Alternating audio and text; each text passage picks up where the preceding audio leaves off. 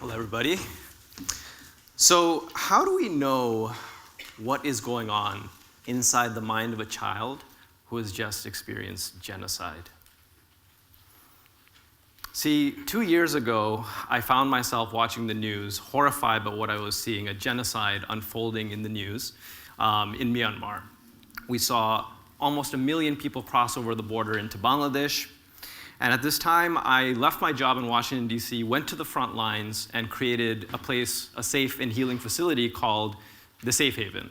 And we took in 500 child refugee survivors. And when we first took them in, this is the image that they were drawing. Because this is the image that they were living out on a day-to-day basis in their mind. This is what they had gone through. Within 7 months of being in this healing space of the Safe Haven, receiving that loving support of the caregivers around them, what we were able to see was this transformation. One of the girls in the Safe Haven said she wanted to be a prime minister, and this is the image that she drew. She wanted to be a prime minister because she could make the laws that would help right the wrongs of what happened to her community. This is what's possible. So what allowed for this transformation to happen? My name is Samier Mansur, and previously I've been the co-founder of a mobile safety app that is serving millions of people around the world called LiveSafe. But today I'm here to tell you about my new nonprofit organization called No Limit Generation and how we are going to solve one of the world's most pressing challenges that we're facing today, and that is children's mental health and well-being. And I'm also going to tell you about our goal of reaching 100 million children over the next 10 years with the loving, supportive, healing environments so that they can rise and thrive into their full potential. Now, around the world today, there are 535 million children. That's 500 million children who currently live in areas of conflict and crisis. This takes a tremendous toll on their healthy development. And the situation has become so bad that the World Health Organization this summer called for an urgent need to implement scalable mental health interventions to address this burden. And if we think that this is a problem for out there, consider this: half the children in the United States who have a mental health issue will not receive the help that they need from professionals because the costs are too high or because they're just not accessible.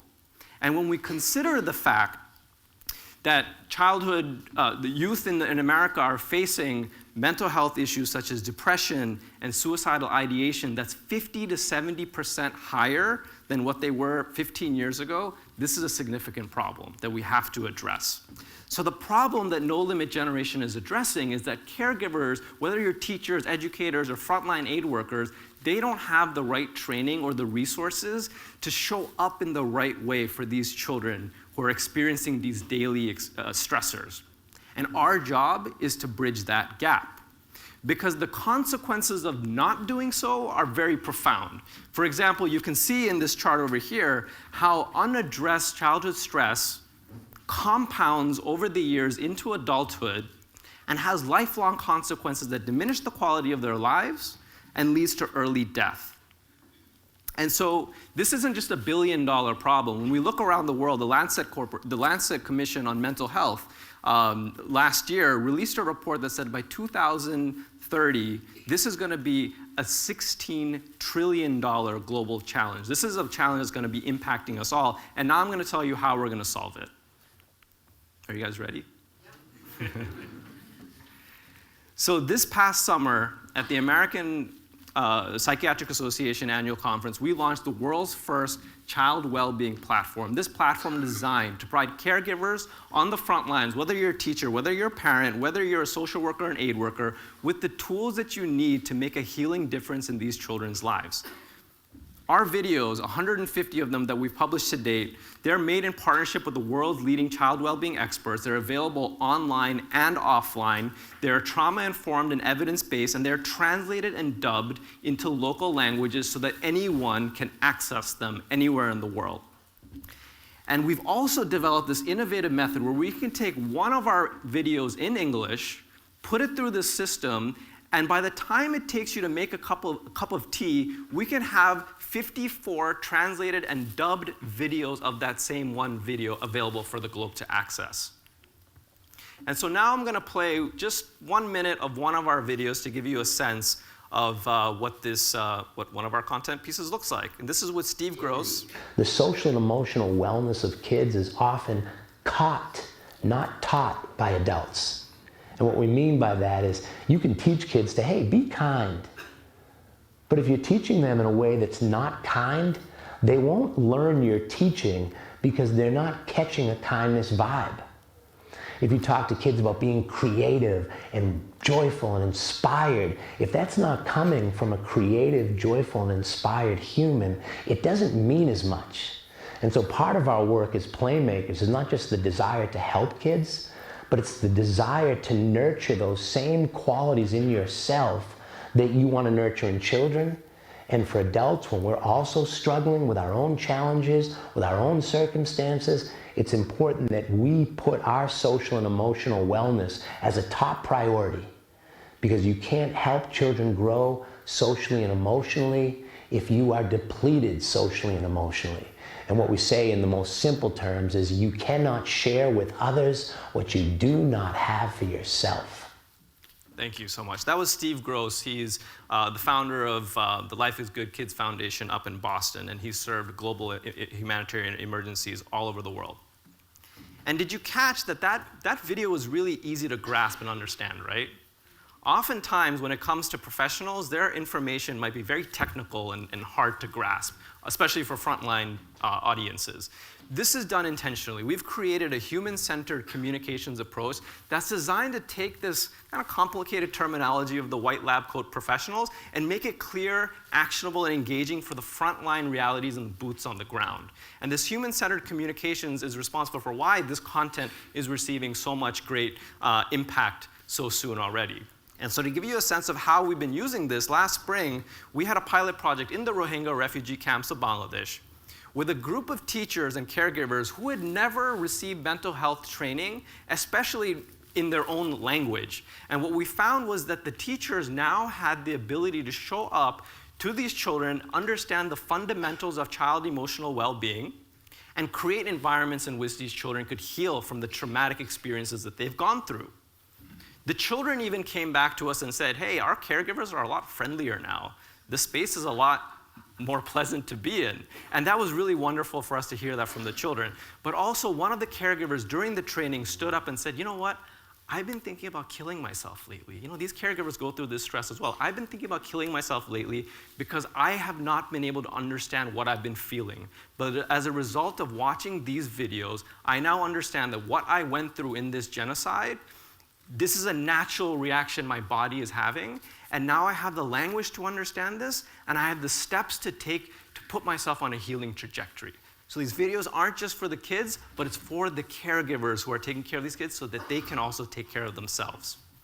Now, we looked at the analytics, and we found that in the last 5 months, 5,000 caregivers from around the world have been using our content. We get contacted every day from places like war-torn, post-conflict Kosovo, Syria, human trafficking prevention networks in India, just to give a few. In over 100 countries, people are using this content. People are clearly looking for content like this, and because it's not available through your normal streams, they're finding it on our website. And most recently, how many of you guys have heard of the California Camp Fire of 2018? Right? It was the most devastating fire to hit California in its history. 50,000 people were displaced, 100,000 were impacted. We've been called in by that communities, again, so this isn't just for abroad, we've been called in by that county officials to serve a project where we're going to be creating trauma-informed videos to support their fire response and recovery efforts for that community. So this is an incredible validation of this kind of approach and its global flexibility and scalability. So while we are a nonprofit organization, your seed donations will allow us to build a self-sustaining revenue model. And The reason we were looking to achieve a self-sustaining scalability model is so that we can scale the impact of our mission without being wholly reliant on donations all the time. So the first way we earn revenue is through producing customized training content. So for example, by working with counties like Butte Community or other cause-related organizations, we can create custom-tailored content that serves that community's specific needs, and we can put it on our platform and make it available for anyone to access. This way, all our content is paid for upfront. We're not looking to necessarily raise money from donations just to be able to produce content. There's a need for this content. There are buyers for this content. We can create it for them. Now, that same content we then put on a learning management system, which we then make available for anyone on a freemium basis. But then any organization that's already paying high prices for training, we can provide specialized training, assessments, certifications for their staff at the cost of a cup of coffee per video. And this will make us sustainable in the long run. And so, ladies and gentlemen, today, as we look at the faces of these children are our greatest natural resource. Right? They're going to be the ones who are making the decisions for all of us in the future. So as they do that, do we want more of this to be our future? Or do we want this to be our future? Because today we get to vote on that difference. And whether today you give $100 or $1,000 or $10,000 or $400,000, one or two people in this room can fund this initiative right now to take this to where we need to take it. But whatever contribution you make, we invite you to join our mission to create this world that these children deserve and to create the world that we all want to be proud of. And so I'm going to be back there after this presentation. I have more drawings of what these children created, drawings of dreams of who they want to be, and I invite you to come join me back there so we can change the world together. Thank you all so much.